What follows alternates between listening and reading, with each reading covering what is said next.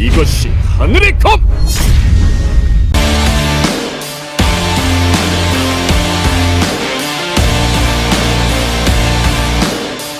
Welcome back to the 2016 League of Legends KeSPA Cup, ladies and gentlemen. A Game 1 win from the Tigers puts them 1 game away from clinching their spot in Busan for the round of 4.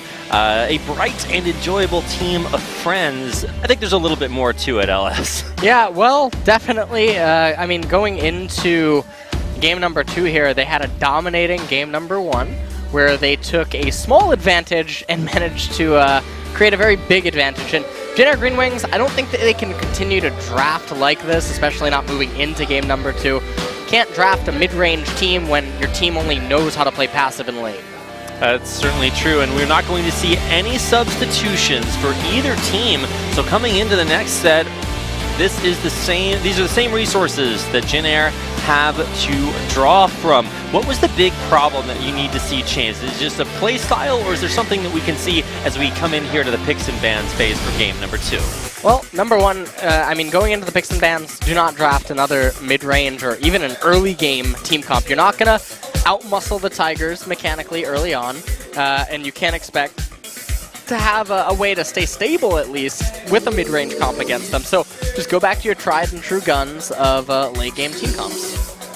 Pick for the late game, but you have to make it there, and that seemed to be the struggle for the JINAIR Green Wings. Have to be able to get out of lane without those big deficits that you started to see develop.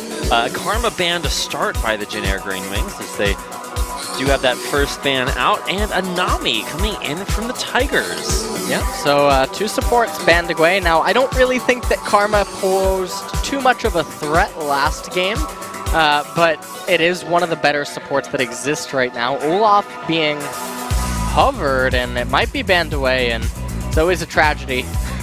Well, in general, for me anyway, when Olaf is forcefully banned, especially because Peanut is a jungler that he doesn't need Olaf. He can play Lee, he can play Elise, can play Nidalee, and given that you're blue side, you might be, well, okay, well, when you have to hover a Nidalee ban as well, that's a little bit problematic.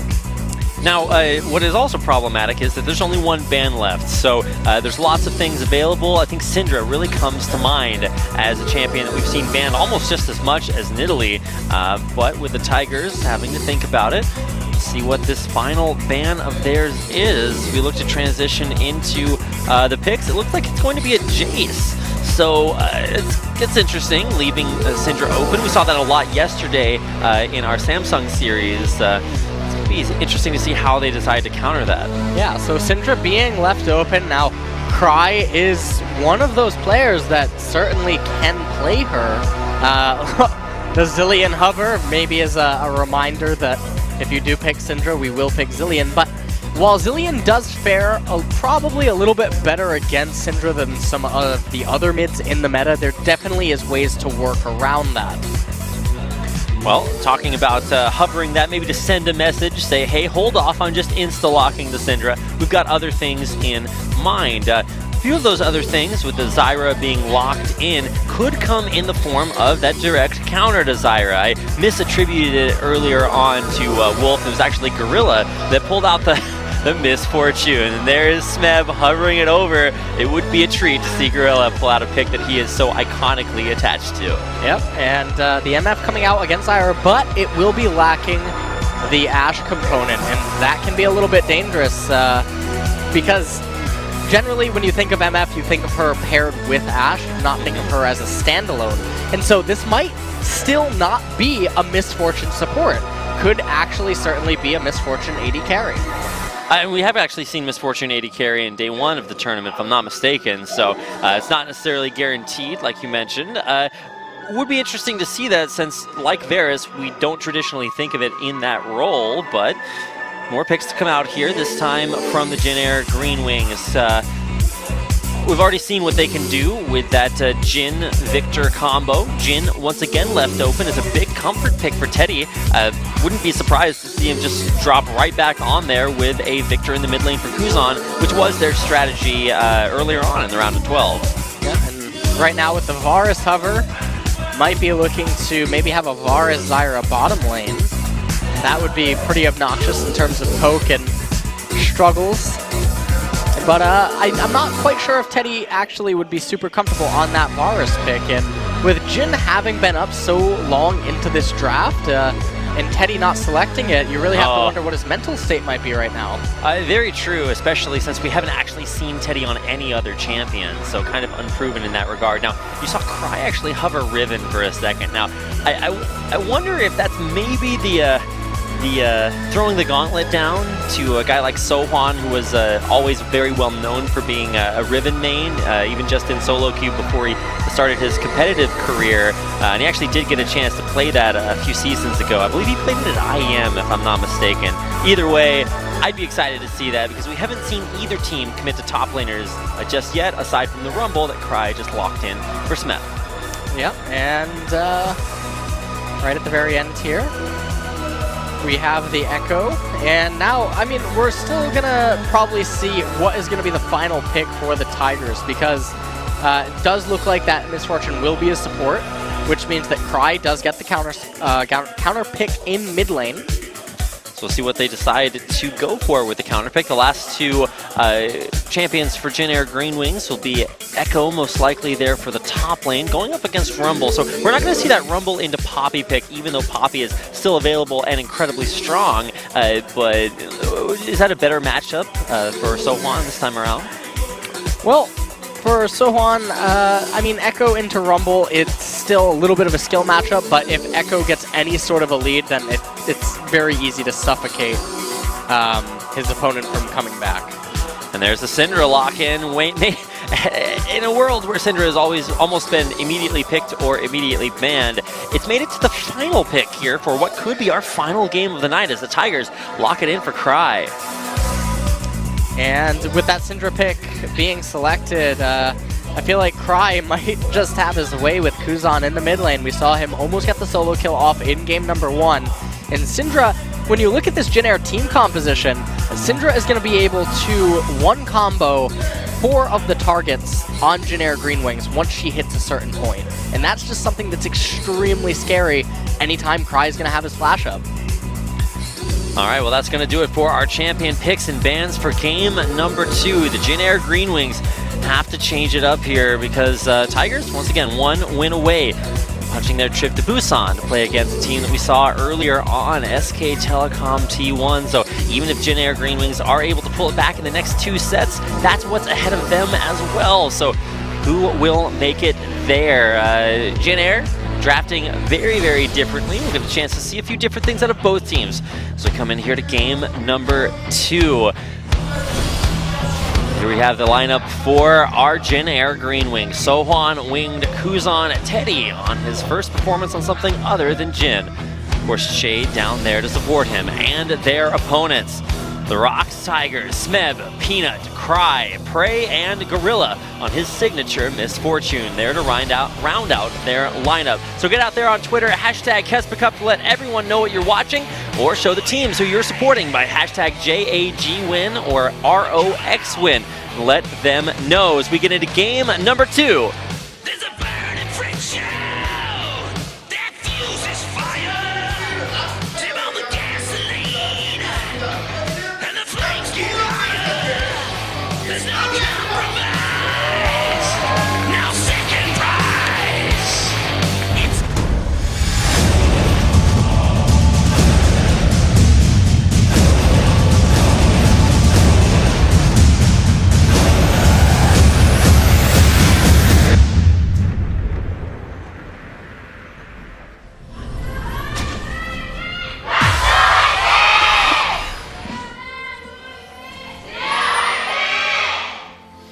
Okay, I was worried that if the JINAIR cheer was that much louder this time around, we'd be having some hearing issues. Tons of fans filling the Nexon Arena as we get into our second game of the series. Now, I'm unable to see from items, at least, whether or not either of these supports have underbought. It looks like both of them do actually have all 3 biscuits in their inventory, so no early pink wards off of this early harass going to be coming in, but it's going to be interesting to see this Misfortune. Now, you got a chance while you were at Worlds LS to see this really debuted, so how is this in what is kind of a different matchup between these two going to fare? Well, I mean, Misfortune is regarded as the Zyra counter, but this is going to be the first time that we've actually seen Zyra Varus, which to me that sounds like a very dangerous duo. If Zyra ever lands the snare on either target of Gorilla or Prey, it's a lot of damage that can just get deleted from that champion.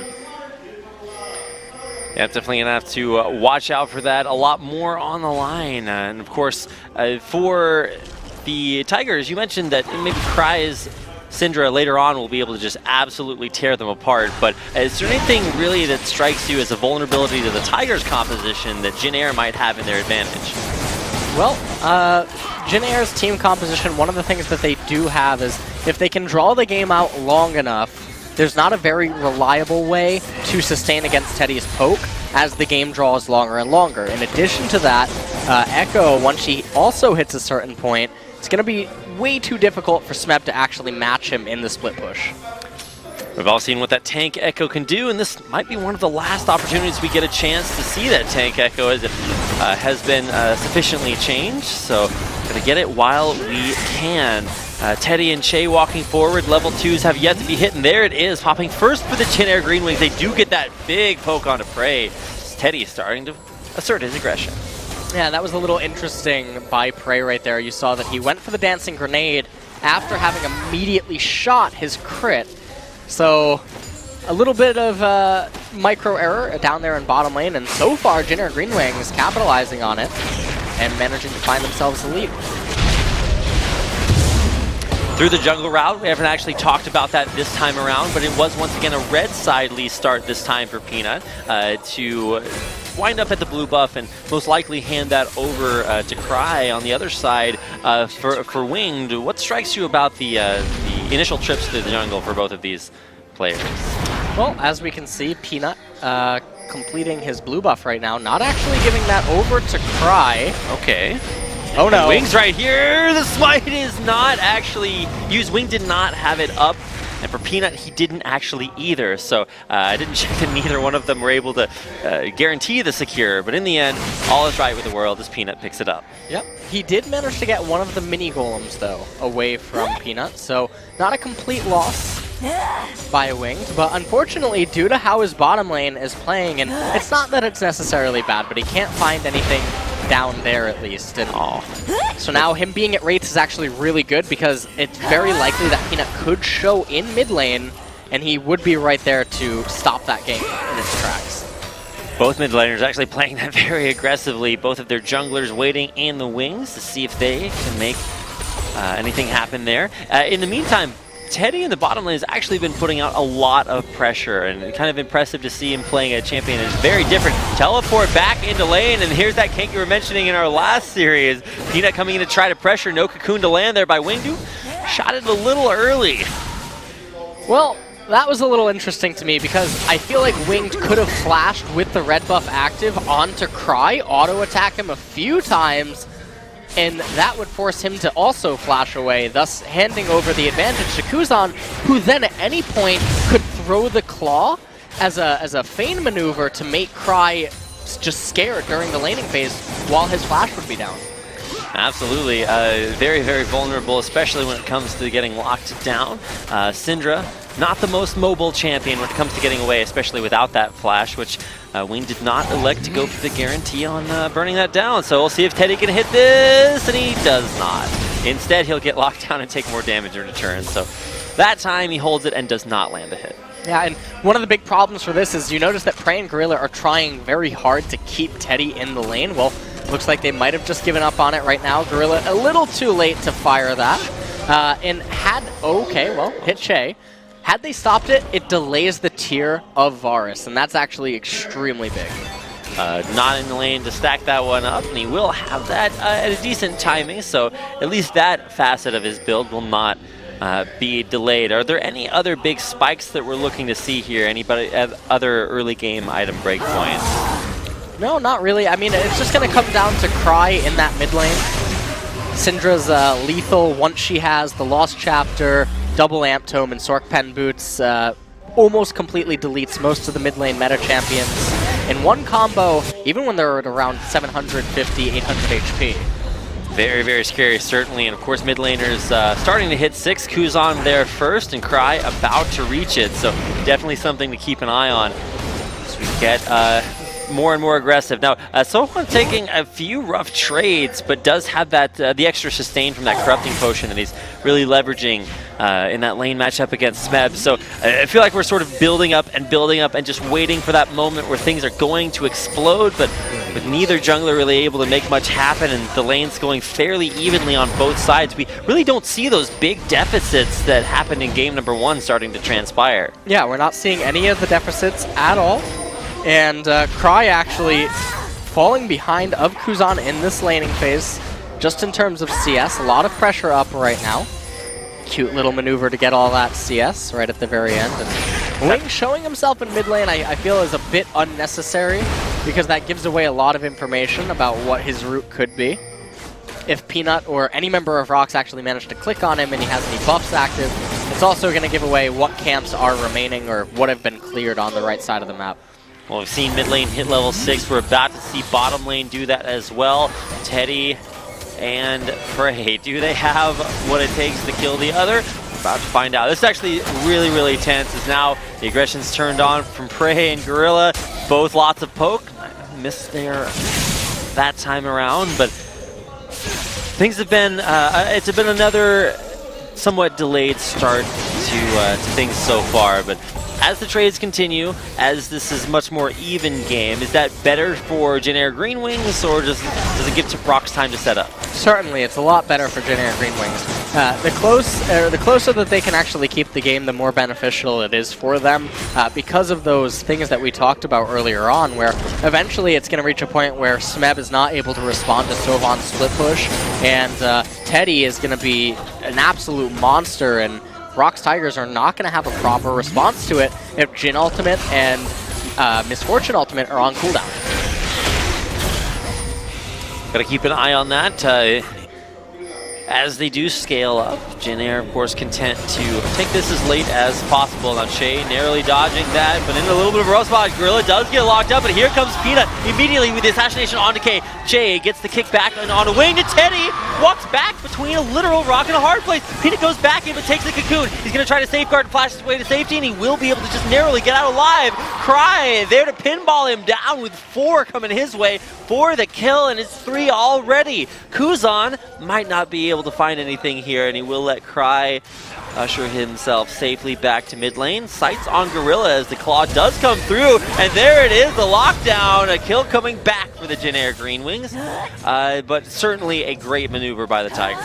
Yeah, Kuzan managing to at least pick up 1 kill, and he was also rewarded with a summoner spell, as uncharacteristically Gorilla pulled the trigger. So here in this replay, Prey definitely wanted to lock up Che. That would have resulted in Che's death way sooner.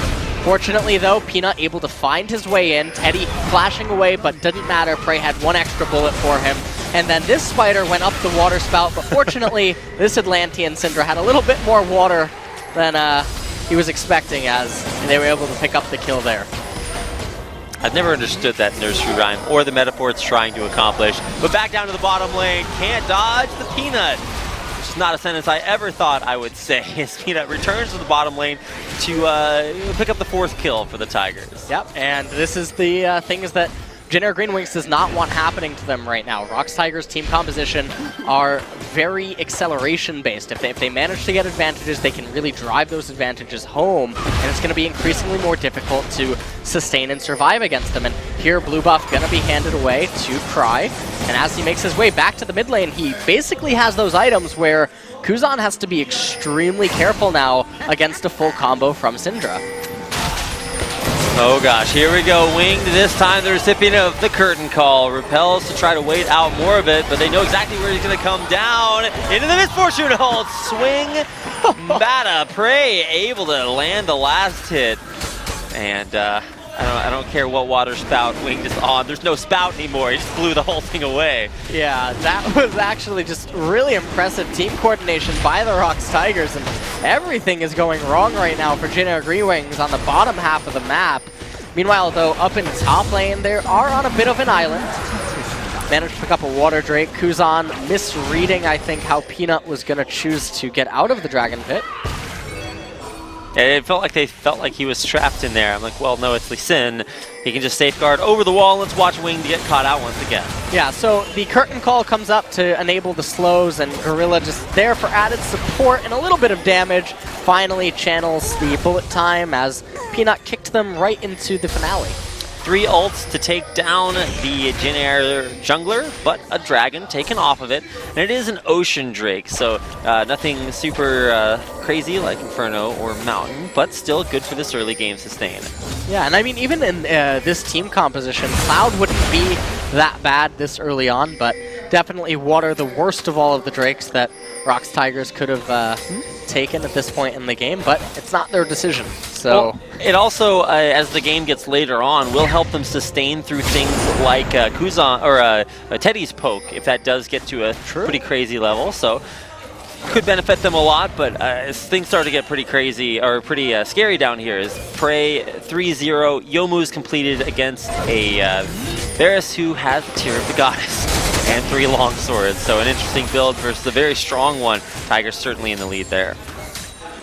And right now, I mean, we still haven't gotten to see a real full-on team fight, but when that time does come, you can already see that the 2 carries of the Tigers, Syndra and Jin, both very big right now. Oh man, going for the and one. Damage on the Prey is enough to force out the heal, but can they turn anything right back around? Nice splits around this, and Wing there to force a flash out from Gorilla. Okay, saves Teddy's life as well, and ultimate's being traded. No casualties either, but a summoner spell taken away from Gorilla and Prey. Yeah, and Gorilla having to blow his flash there to manage to live Prey, and Gorilla definitely want to stay in this lane apparently, as Wing looks to take his red buff, but it's going to come at the cost of losing his entire left side jungle. And so now, when it becomes obvious to the Tigers, okay, he just came bottom, but he didn't have red buff, so it tells them exactly where Winged is right now. It basically telegraphs his route, what he's capable of, and so Peanut knows, I can move into the left side jungle, counter jungle everything away from you, and then look to make a play top lane, because we know that Wing can't respond to this. Peanut safeguarding around the corner as he comes. Sohan running on an equalizer, trying to get away, will most likely be safe and sound. A little bit of a merry-go-round up in the top half of the map. Smeb actually going the distance for it, denying extra CS a turret, and now farming between them. Yeah, and the reasoning that Peanut and Smeb were doing that just now is because Sohan doesn't have his teleport up, so they know that by running him backwards as much as they can, while also simultaneously essentially proxying the wave, it can cause a lot bigger problems for him, as he might have ended up losing the entire wave. But Sohan, taking the super long route around, did actually manage to come back up to top and not miss the wave. Oh, Cocoon onto Gorilla, who didn't expect to see a spider there. Last hit from Kuzan to secure the takedown, and that'll be a kill coming the way of JINAIR's mid. Yeah, and that's definitely a very nice pickup for them right now. Both of the kills for JINAIR Green Wings have actually been onto Gorilla this game. And bottom lane looking like it might actually fall unless Rox devotes some defense and attention to it. There's the damage coming his way. Prey out of there. And now, okay, Kuzan, I thought was going to commit to that, but in the end, like you mentioned, JINAIR find the first tower kill. So they will get that bonus extra gold, and that's actually going to be a pretty big takedown on Prey, who had most of the team's kills for the Tigers. Yeah, and now the gold score pretty much even as we move into the mid stage of the game, and we're going to take a quick replay of that. As you can see here, Teddy landing that Varus ultimate, thought by many to actually be one of the most difficult skill shots in the game to land, and Prey eating that up, going down to the turret, no support nearby as Gorilla had just died a minute prior, not on his way back to the lane yet, and Kuzan unable to take that call.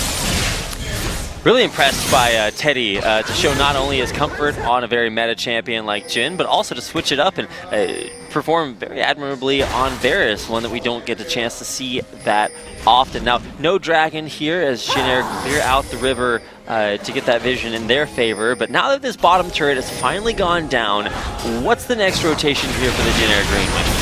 Well, JINAIR at this point of the game, all they need to really do is continue to stabilize. I feel like the next big fight is for them to constrict the vision around the Dragon Pit and not enable the Tigers to actually touch the river. And if they can do that and secure the Dragon, it'll be pretty good for them. Okay, well, no blue buff steal that time around. Or did he? I didn't actually catch who got it in the end. In the end, Kuzan able to ult himself to stay alive for a little bit longer. Kicked away, and there is actually a flash to keep him alive. Equalizer comes down to continue to find the kill, but they won't. And in the end, no one dead just yet. Wing, though, vulnerable. Exhaust onto Smeb. He's going to get taken out by Teddy, who will turn another Chains of Corruption onto Cry. He'll cleanse, but it's not going to keep him alive much longer. It's going to be a 2-for-1 so far. Prey, a little bit of a rough spot, but who gets the kill? That was mean. Bullying Prey to his death, and he will fall. Yep, and that fight was just a little bit of mechanical errors by the Rox Tigers, and JINAIR punishing them for it. And they might be rewarded here with the Tier 1 turret. I think it's a little bit unlikely that they get the Tier 2. But they might actually press onto it, given that Rox don't have any teleports up, but only 3 spellcaster minions remaining, so not enough time to really inflict a lot of damage. So we can see here that Prey casting the Curtain Call, getting a lot of damage down onto Kuzan, but Peanut not able to find the execute onto Kuzan, and neither could Smeb with that Equalizer. And when Smeb runs around like this, he can't really run any more up towards mid lane, because then Sohan would cut him off and kill him. Cry actually missed the stun with his Syndra orbs, and that was pretty problematic. And Prey having to flash in to finish off one of the kills was really unfortunate, because it ended up resulting in his death too. Yeah, kind of uncharacteristic. I feel like trying to invest so much to get that initial kill. Tigers wasted things like the Equalizer that could have been placed in that narrow choke point. So Dragon coming the way this time of JINAIR. Wing trying to escape, will repel to dodge the Misfortune ult, but comes right back down to his untimely demise and is picked off by the Tigers. Now Kuzan safe at the turret as the Tigers look for more. Meanwhile, top lane, Sohan's just continuing to push the turret. Yep. And Rox Tigers just getting the red buff away. Not going to be so big of a victory, at least not when you factor in it comes to the cost of your top lane Tier 1 outer turret, but they will secure the bottom Tier 1 turret, and that'll be their first tower of the game. And so now, I mean, at this point, when everyone recalls and all things are said and done, we can look to see the Tigers rotate towards mid lane, while keeping Smeb up there in the top lane. And with Jin in the mid lane, it becomes a real threat as they try to maybe attempt to raise the top Tier 1 turret. Well, top Tier 1 has gone down already. And for the Tigers, having yet to really find much of an objective foothold for themselves. They were able to take that one in the bottom lane, but what's their next move? A little bit of a struggle in these last few team fights, and with the Ocean Drakes equalized, what's really impressed you since we saw that initial explosion for the Tigers in the bottom lane? Well, I mean, Winged early on was basically doing his best KT Steel cosplay, constantly getting caught out and dying. But since then, JINAIR Greenwings have actually recovered fairly well, and this is a situation that the Tigers don't actually want to be in. Now, they still have the luxury inside of the Syndra pick that it can just delete players from the game and hold that. There's the attempted deletion onto Che, who will flash away to safety. Winged in a little bit of a rough spot too, but he finds the escape. Peanut doing the utmost, going the distance, and he will find that kill onto the JINAIR support. But now, in a little bit of a rough spot of his own, can he escape? The answer, no. Sohan there to take him out. And Peanut going down there in exchange for Che is a little bit problematic, because outside of the Equalizer, they don't have a reliable way into JINAIR Greenwings if they want to start a team fight. Going over the wall there, Smeb getting greedy for just the Raptors, going to get locked down there by that Lissandra ultimate, trying to find his way away, something to heal to keep him alive for a little bit longer. Sohan flashing in, but won't find anything further. Big poke damage onto the Tigers as they disengage around this dragon. And here comes Teddy, looking for a snipe, and he finds Cry, taking him out, and now potentially more. Sohan having to ult himself back defensively. Here comes Teddy for another one! He's gonna hit two. Smeb, you're next in the sights. Teddy, though, does have to watch out. He is mortal. Misses that snipe, and will leave Smeb for Sohan. 3 big picks, and now more potentially to come. Prey gonna get locked down, and Teddy with his 3rd. And that was an immaculate punish by JINAIR Greenwings, all stemming from Peanut deciding that he wanted to try to execute Che. And, okay, well, he does kill Wing. Peanut going for the style points this game, and he will find yet another kill, but now unable to jump over the wall. Feels like Lee Sin's always have one extra ward. Well, that's what it looks like when they don't. Yeah, well, one of the problems is that Peanut is trying to be a little bit too stylish, and I feel like the kills that he's attempting to go for are not as effective as he thinks they might be. And so right here, this was already problematic when the Tigers begin to funnel into the red side jungle and try to make their way out through the back of Dragon. Because from this angle, it becomes too easy for Teddy with that Youmuu's Ghostblade to catch up to the remaining members of the Tigers and just begin to pick them off with those piercing arrows. And from this point, I mean, I thought all of them were going to just go down to Teddy single-handedly. Prey tried to make a little bit of a last stand. They got his heal out of him, but then it was only a moment of time until Smeb would go down too.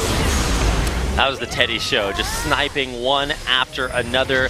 A really incredible performance there. Teleport canceled by Kuzan. He was trying to catch out Prey, pushing him back and not taking his flash or anything else aside from that. So no teleport from Kuzan, and now JINAIR Greenwings back in the driver's seat around Baron. I don't know if Kuzan waited until the very last second to cancel that, because I saw a ping go down on the brush. So they might think that Kuzan was in the brush, and that's why Prey walked away. And that would be actually a very cute mind game into drawing or making the Tigers think that maybe Kuzan is not present at the Baron, which he was. Oh, that's actually really cool. I didn't think about that, because you can see the teleport being channeled, but because it's in the brush, you don't know whether it's completed or not. Right. Interesting. Well, either way, nothing coming of it, as JINAIR did not decide to start the Baron. It has been cleared of all Rocks Tigers wards, but as the poke continues, this is what you talked about. If the game gets late enough, dealing with all of this poke is going to be difficult for the Tigers to sustain. Yeah, and it's all on Peanut, and without Flash right now, it becomes increasingly more difficult for him to find a way in, and really, Peanut. The target is Teddy. He needs to kick Teddy into his team.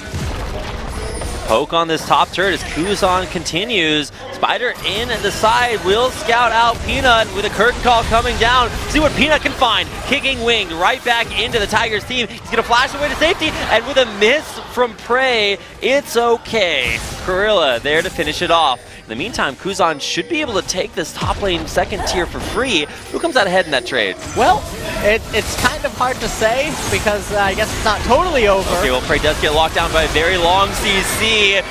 This parallel convergence converging right on top of him and Peanut, taking them both down. Yeah. And at this point, you're starting to see a lot of the weaknesses of the Rocks Tigers team composition come to light, where if they fail to secure those advantages and maintain them in the early into mid-game transition, then they begin to fall to the poke from Varus and the dual split push that double teleport offers from Echo and Lissandra. Wow. Really stepping up, an impressive performance from guys like Teddy to not only improve his positioning, but find these snipes, and talking about how close that is. The absence of the equalizer right now makes it very easy for them to actually go onto Baron. Here in this replay, what I was talking about was that the fight wasn't over yet, and you can see that it's very easy for the JINAIR Greenwings to finalize and secure kills on this Rocks Tigers composition if they're missing their tools of engagement and summoners. Now going for Baron, doesn't look like there's any steal potential. Peanut there too late, and it's taken by JINAIR. And that actually all stems from Smeb having used the equalizer to kill the minion wave in front of the mid-tier 2 turret. And just like that, I mean, JINAIR Greenwings responds perfectly with the punish by capturing Baron. So Baron buff now on JINAIR. Now no Elder Dragons for a while, so at least we get a chance to see the game continue instead of just rotating from one very strong buff to another. 25-minute Baron here for JINAIR for the next 2.5 minutes. Is this something that they're going to be using aggressively, or just saying, okay, well, let's just stabilize from here on, because it looks pretty darn stable to me. Yeah, it does look pretty stable indeed, and with Baron and even a second Water Dragon. Now see, this one's going to be the one that is actually pretty crucial, because now the sustain is pretty decent. So now when they begin to siege the turrets, even if Smeb uses the equalizer to try to stall or slow down any sort of pushes or Misfortune ultimates or Jhin ultimates, it's not really going to matter that much anymore, as JINAIR Greenwings are going to be there to stay with that kind of sustain. there for a while. Now, Peanut's been the guy to maybe go in and style a little bit too heavily. So for now, pulling back a little bit and not being too over-aggressive. Is he the savior that needs to pull off that big... Oh my god, he's going for it! Right as I was talking about it, Peanut goes in and dies for free. And an attempt at it, but man, look at the punish for Prey, channeling his curtain call, but takes a big arrow from Teddy in the meantime. Yeah, and they don't have an answer to this Echo. And this is one of the big problems. Just watch as Sohan chunks Smeb and basically doesn't take too much damage, and that was through Smeb's shield, so it can even get a little bit worse. And now, 2 inhibitors are probably going to fall here. Mid one very low. There's the equalizer. Teddy walking on top of him, but has his Mob Malamortius pop. Smeb in the meantime pays for the equalizer by going down and being the first casualty of this fight. Now, Peanut about to respawn, and Tiger's able to usher JINAIR out. Winged in the meantime does get out because he's not quick enough to exit. But in the meantime, I guess Tigers at least save their inhibs for now. Yep. And they've managed to save the inhibitors, but they are 10,000 gold down, and you can't really feel like this is going to be a very good spot for the Rock Tigers to come back from. And so you can see that this engagement was almost like a dream engagement. Now, yes, they did lose Smeb, but they managed to save both inhibitors, and it was mostly in part due to the equalizer that a lot of the members on JINAIR Green Wings were forced to retreat and concede position. And from there, they were able to at least get 1 kill onto Cry on that Syndra. But if you just look at the items down below, it basically tells the entire story, where the Rox Tigers are struggling to get anything together, whereas JINAIR Green Wings, they look like a rich businessman. They certainly do. Just gonna leave that. Either way, 10,000 gold lead. JINAIR rounding out their Baron buff and having not taken an inhibitor off of that, still things holding together. This is like that egg that you break, but then you do put it back together again, much to the delight of guys like Humpty Dumpty, but it's still kind of broken. You can see the fractures, these inhibitors barely holding on and the base holding together. But for how long, as JINAIR once again look to push in, their Baron buff is expired. And this might potentially be the final siege unless Peanut can find a miracle kick onto Teddy. Well, he tried to get one last time, but he went in and went down immediately. So this time we'll see the pressure continue and mount on these 2 inhibitors. JINAIR continuing to push on into the base, poking little by little. Where is the go button? Smeb looking for an equalizer opportunity. The inhibitors survive for now as JINAIR continue the siege. And right now I feel like this is a little bit of a mistake by JINAIR Green Wings. There's no reason not to have Sohan up there in top lane, given that his teleport is up. Continue to look forward. There's Kuzan, who's going to be the one to engage. Immediately blows Prey and Gorilla apart. Peanut the next to fall. JINAIR explode the Tigers immediately. Yep, and that was just a little captured opportunity by the JINAIR Green Wings to punish the Tigers' mispositioning.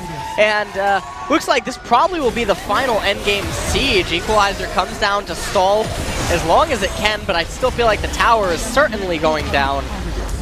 At least one of them falling. Minion wave in the mid lane just needs to be cleared up. Immediate cleanse from Cry after getting cocooned, so not going to be caught out at least by that. Next wave coming in. There's the flash, the exhaust onto Cry. He will be poked out and go down. It's Sohan to take him out. With more Tigers falling, this certainly looks like a rough decision for JINAIR, not deciding to press for the win, instead backing out and letting 2 waves of super creeps push in. Yeah, and I mean, it's almost all but over.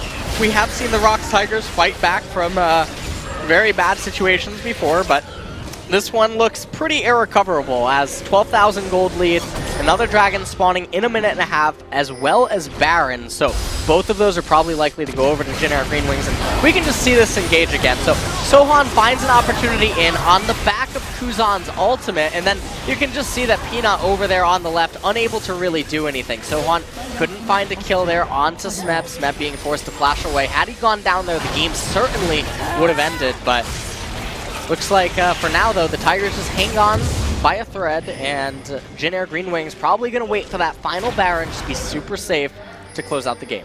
And Kuzan's damage to just explode the Rox duo lane, absolutely incredible. Blue buff actually given over this time to Teddy, so he does have all the mana he needs. along with those double Ocean Drakes to continue and sustain the poke in the last remaining lane. The JINAIR Green Wings have to push down. Now, defense here for Tigers, it does involve Peanut, who has been remarkably unsuccessful at finding any sort of comeback engage. Things like big insects, always available, but very difficult to pull off. But JINAIR, very aware of what they have to avoid. Yep, seems like JINAIR is completely cognizant of the only way for the Tigers to come back, and they are not letting that happen, at least thus far they haven't. And Peanut, it just feels like he's doing nothing since the early game, and in fact, even a lot of the reasons that the Tigers started getting into these spots was because of him. He's gonna look for it, finds at least one Q to get in on, but won't take it just yet. He's gonna go for it. There's a big kick onto Teddy. He'll find it, but get locked up and taken down immediately. Curtain call to find something. Sohan very low. He will go down, so at least a 1-for-1 there. Is Peanut's life not in vain. Winged very low. Tigers not looking for too much more, but have to defend their base as the last remaining Nexus turret falls. Yeah, and that is going to trigger the JINAIR Green Wings to head straight on down to Baron. And after they take this, I mean, taking this this dragon or Baron and then the dragon and then marching straight on to the Tigers base is probably going to go completely uncontested. I wonder if Gorilla's just going to walk in there and try to ult to disengage, and even just the presence of this Rocks Tiger support enough to push JINAIR back. Yeah, Misfortune ult does tend to do a lot of damage, and that's something they don't want to risk. The only way for the Tigers to come back into this game is actually via Baron itself, so definitely not wanting to get into a situation where they might give it up. And in this replay here, you can see that that was probably the best opportunity that Rocks had, and so Peanut actually took it in hopes that they could try to find some sort of AoE engagement and delete members from the JINAIR Green Wings. Unfortunately for them, though, all they could pick up was Sohan. I mean, they do at least keep their base intact for now. Save their inhibitor turret and inhibitor, so no double super creeps per lane. They do push JINAIR off of Baron at least once. Can they do it again? Well, if Score was able to keep KT in the game very long yesterday, we'll see if Peanut can do it here today. Having to avoid that parallel convergence. Baron down to half HP, trying to find kills, and they will. Teddy getting sniped out. He's dead, and now Sohan very low as well. Smeb looking for his revenge, gonna burninate him down, sniped out at the last second, and Peanut going for it. Now Equalizer guesses the wrong way, but no way out there for Sohan. He'll drop, and now this is the Tigers' chance to turn it around. This might actually be the end. And I'm actually wondering if Kuzan could teleport into the main and then use Che and Wing to just deny recalls. I feel like that would actually be the play, but... Oh, they're going for it! It's a double immediately for Kuzan! They'll crush the Tigers! It's a triple kill! Kuzan destroys them all! Can't Cry turn it around? There's super creeps on the Nexus. Will the Winions be the end of the game? And it looks like with a teleport into the Rocks Tigers base, the inhibitor respawns to deny it! Oh my god! The game continues as now Kuzan will try to kill this off. Incredibly long death timers for the Tigers means this is most likely over. Yeah, most likely over indeed, as that inhibitor does fall, and there is a giant pileup of the minions right there on the Nexus to aid in the destruction of it. And JINAIR Green Wings taking game number 2. And we're going to game number 3. Oh man, coming down to the wire, and so much changing in game number 2. You can see a big smile there on Teddy's face. An incredible Varus performance, and on the other side, a relatively lackluster performance from guys like Peanut, who went a little bit too ham and got turned into bacon. Yeah, and Peanut's performance on Lee Sin early on was fantastic, but then it just felt like he was making plays that were a little too cutesy and too stylish, and it ended up costing the Tigers their enormous advantage. Plays much like Peanut is, so maybe taking a lesson from that, but signs of life in a big, big way keep JINAIR Green Wings fighting for their spot at Busan. So big smile still on the Tigers' face, and so nice to see the morale still high. We'll see if there is going to be any substitutions, so we take a quick break. Get ready for game number 3 coming up after this replay. Yeah, and so right here, Kuzan just going in, and look at that burst damage right at the end there. And you can see that Baron actually was even at 500 HP and even lower than, or higher than that slightly, but still within smite range, and Peanut never actually got the smite. And when Cry falls right here, it was all but over. last little bit of poke damage. And that's going to do it for our final replay. Could have been our final game, but JINAIR had other thoughts. And a well-deserved back rub there for Teddy after a super strong performance. What do you ban out against this guy? I mean, Jin's the comfort pick, but Varus looking equally as strong. Yeah, and I mean, the Varus pick probably might get banned away, actually, going into game number 3. It's been picked by both of these teams, and honestly, it seems really problematic for both of them to try to deal with. We'll see if Varus is the answer, or if this is the momentum that the JINAIR Green Wings need to really turn this around. One more game, all that remains, separating one of these teams from facing off against SK Telecom T1 at Busan a little bit later on this week. So hope you guys are excited. Get out there, tell your friends, hashtag KeSPA Cup is on. They have plenty of time to get in here as we take a quick break and get ready for our final game of the night.